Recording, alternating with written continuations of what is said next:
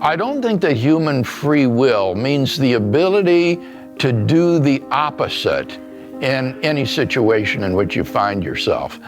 Rather, I think it means that you are free of being determined in that situation by factors external to yourself. It's up to you what you want to do.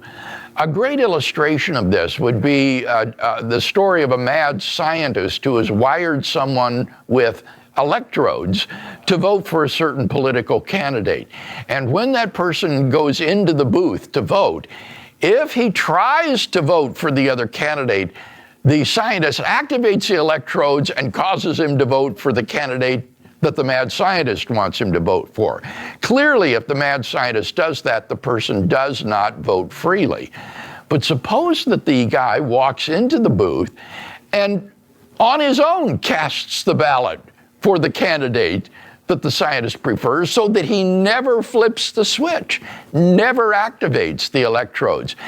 In that case, it seems very clear that the person freely votes for the candidate that he has chosen. He is not determined to do so.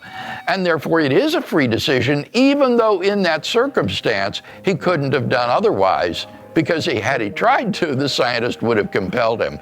So I think those kinds of examples show convincingly that libertarian freedom is not the ability to do the opposite, but rather it is the want of determination from factors outside yourself.